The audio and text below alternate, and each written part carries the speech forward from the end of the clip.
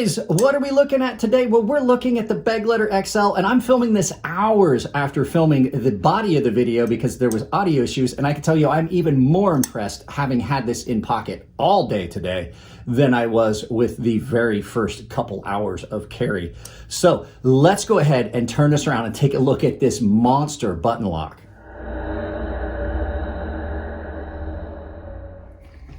So guys, like I said, this is the Begleiter XL. This is my first day in pocket with this, and I gotta say, I'm pretty impressed so far. I see why Jared was so happy with this when he sent it to me. I kind of forgot I had it here. So much stuff comes in that has to get done, and sometimes things get overlooked. But this is the Begleiter XL by Kizer. This is an awesome knife. I kind of wish they had done this one first now that I've had it in pockets for a few hours. I've had three different versions of the Begleiter here. One that I bought, one that was a version 2 that Jared sent me that was drop point, and then there was one that Jared sent me that was the mini Begleiter. And I was impressed with those, but I think that I like the mini and I like this. I think that the original Begleiter let me down a little bit. But the cool thing about this one is it's a button lock, like I said in the intro. So first things first, like we always do, let's get some size comparisons out of the way so you guys can see some stuff that you might be able to reference it, because just looking at it on a tabletop, you can't always tell. So your first knife for reference is going to be the Benchmade 940, which is a knife a lot of people should know. Not a small knife, but also not a large knife. You can see this is significantly larger than the Benchmade 940. So yeah, pretty good size knife. Pretty good size knife. Your next knife for comparison is going to be another great budget knife, the Migron Valona, which is a 9-inch overall knife. So you can see very similar in size. I think they're almost identical. Actually, Migron's just slightly larger. And then, of course, as always, your final size comparison is going to be the Chris Reeves Sebenza Large 21, a knife that most people should see. And you can see this is a good bit larger overall than the Sebenza. If I line these up, yeah, just overall a lot bigger knife. So you can see pretty large knife. So the XL moniker is not lost on this one. So let's go ahead and get into this. Like I said, this is the Begleiter XL by Kizer. It's a brand I really like. A lot of their knives are great. This is in a button lock. I am a fan of button locks. So this is all just going to be first day impressions. First carry, first time it's been in my pocket since the big unboxing a while ago. This came from Jared over at Neves Knives, and I can see why he likes this so much. This is a very nice button lock EDC flipper. It's done in 154 cm with a good stonewash. The blade comes down to a very nice thin behind the edge profile. The little bit of cutting I've done so far with it this morning has been just a little bit of detail cutting. I had to cut some patterns out for my daughter for a school project. But it does seem to cut really well. We'll see how that does over time.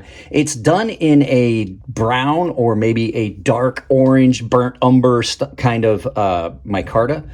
As a button lock flipper, like I said. Now, the nice thing about button locks, you've heard me say it before, they are nice because you can get completely out of the travel of the blade and not have to manipulate the lock mechanism. So that being said, that means it's very comfortable, a lot like a liner lock there. You don't lose anything where the lock bar is cut out and lose any ergos where it would be cause any discomfort. You can use the flipper tab on the back, which I like the flipper tab on this one. It's not real big. It's just about perfect, and that lends itself to be a really good finger guard. But you can also use the thumb studs, which are adequate and gives you really good action. It has a really cool sound to it. It's got a little ting to it when you flip it open. I do like that. If you're worried about weight on a big knife like this, you are seeing a good bit of weight reduction on the scales, and it is a button lock with thin steel liners. Not too thin, but they're just about perfect and comfortable in hand. You do have the ugly A lanyard hole that I always say I don't like, and yes, this one does kind of look like it has a face on it. I'm not a fan of that, but if you can overlook that, you put a lanyard in that, you won't notice the face. But like I said, action on it's great. This reminds me of another knife that I really like a lot. which is the PMP Big Boy. Now, aesthetically, it doesn't look the same, but what I'm saying is the features. The blade shape is very similar. You've got a thinner blade on this one. Really good ergos and edge geometry. And you can see this is a fatter version of this blade pretty much. And they both do very well. So that's a plus because I really love the PMP Big Boy.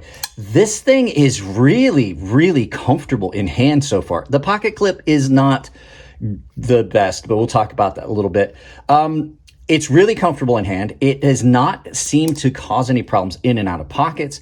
I have had no issues with this today. It's not heavy by any long stretch of the imagination because of the weight reduction and the fact it's done in micarta with weight reduction done inside.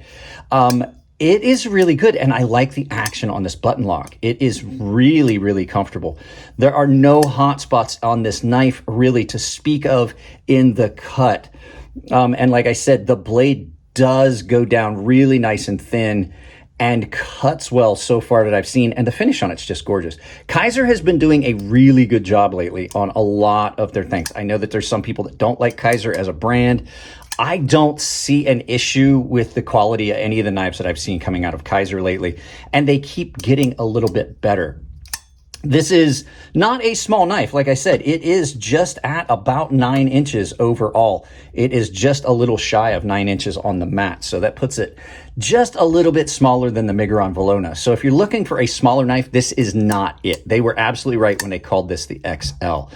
So those are all the good things I've seen so far. Like I said, comfort in hand, it's really good. You've got very good construction. There is no, there is no blade play at all. There is no blade play at the lock position and the lead up to the detent. There's not much. You can, being a button lock, it's going to be a little softer detent than some other knives.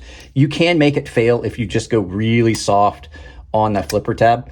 But even sometimes the action on it's good enough that even if you go really soft on that, it still comes open. But if you power up on it, it just flies open with that nice little satisfying tink.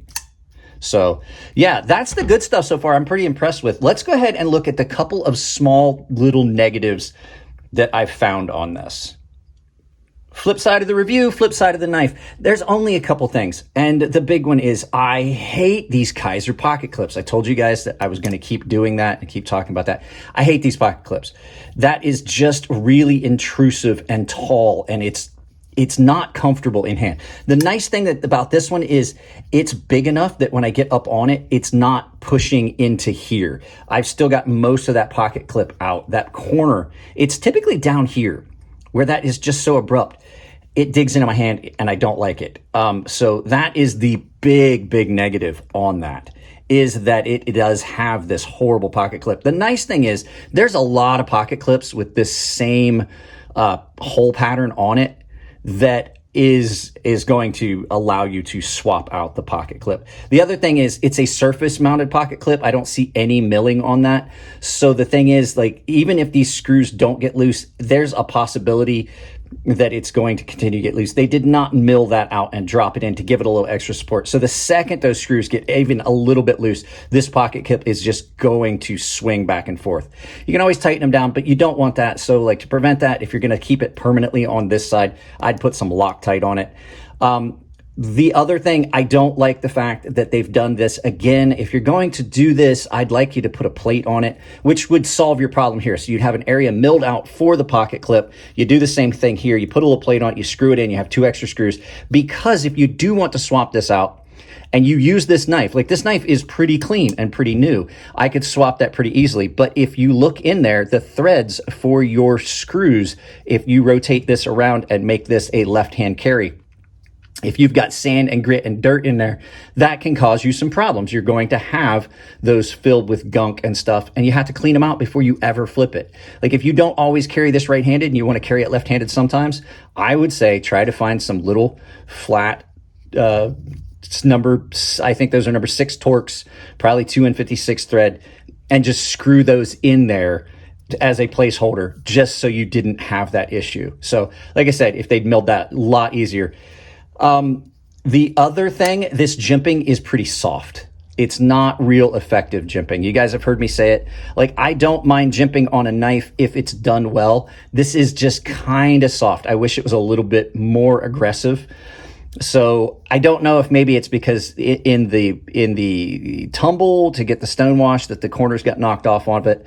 I would prefer that to be just ever so slightly sharper. It's still kind of effective, but you slide on it. Like good jimping, you shouldn't really be sliding on it when you push forward. An example of some really good jimping that I like in the two knives that I have here, that is very, very good, very, very sharp jimping on that Sebenza. And then this style jimping as well. You're not going to slide on that. So soft jimping doesn't provide you anything. And it's just, if it's just there for looks, I don't like it. And the final thing, I know what you guys are going to say so far. These knives that have faces on them, they disturb me. It bothers me. I can't unsee it. I can't ever unsee it. This knife, I would probably put a lanyard on it so I didn't see it, because I do really like this knife overall. So just a couple little things that I've noticed the first day I've had it in pocket. It is not a pocket hog for a big knife. It is nice and slender in this dimension, even though you have a big beefy blade. That would be my one thing with the knife I made a comparison, which I'm considering this one of the best knives I've had come in a long time. Much more of a pocket hog, and you're getting a very, very similar blade, even though it's not as broad, and it still cuts really well. So it is very, very good in pocket so far. So, yeah, guys, that's pretty much it. First day in pockets. I'm going to keep this in my pocket with that CMB spear and hopefully get those videos knocked out here before too long. I have a lot of stuff to cut down. My wife bought a lot of stuff for her trip to Japan. So there's a lot of retail packaging. She's taken souvenirs to her parents. So there's a lot of retail packaging I've got for cutting down for testing and things like that. So let's turn this around, do some final thoughts, and send you out about your day. There you go, guys, the Begleiter XL. And like I said in the intro, it is much later in the day, so I've had this in pockets a lot longer than I did when I shot the original intro and outro that had audio issues. So I like this knife even more now. I had the mini, I had two different versions of the regular Begleiter, and then Jared sent me this one. I was pretty much done with the Begleiters, and I was like, okay, whatever. I got this one, I was like, okay, this is the Begleiter I wanted. This is what I wanted in that knife, and I'm really, really happy with it. So big shout out to Jared over at Neves Knives for providing this for the channel for right now. So yeah, guys, that's pretty much it on this one. If you like the videos, give them a thumbs up. If you don't like them, give them a thumbs down, but please try to tell me why. I can't change the content if you don't tell me what you don't like. If you want to support the channel, it's as simple as like, share, subscribe, drop a comment, hit the bell icon. If you do hit the bell icon, make sure it's set for all and you've got notifications turned on your device. And when I say share the video, that means go in, hit the arrow, copy a link to it, and send it to someone you think would like this video, or just share it on social media. If you do want to support the channel financially, however, I have a ton of affiliate links down below in the description that all of them support the channel directly when you do some shopping, and none of them cost you extra at checkout. As a matter of fact, 3 of them have a discount. Dull Strong Knives, if you're looking for kitchen knives or sharpening stones, some of the best sharpening stones I've had in a long time. 10% off your overall order if you use my affiliate link. Coffee Brand Coffee, some of the best coffee I've had in a long time. It's what I drink here in this shop. 5% off your overall order. And the VPN I use, Atlas VPN, 85% off through the holidays. It's $44 for 2-year subscription, and it does work really well. And you can watch stuff that is off of Netflix here, and you can watch stuff that's on Netflix in Australia. Other ways you can do it, I have a membership down below. It's tier-based, baseline. Well, basically everyone has access to my Gilded server, which is just like Discord. Baseline and premium tier members are automatically entered into giveaways that I do on the Gilded server as often as I can. I am behind on those.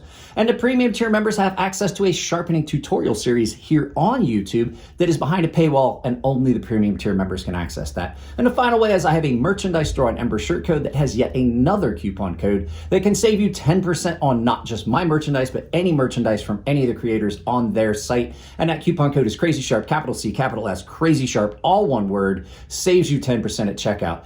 Guys, that's it. I love you all. Keep it clean in the comment section. If it's your birthday, happy birthday, and I will see you in the next video.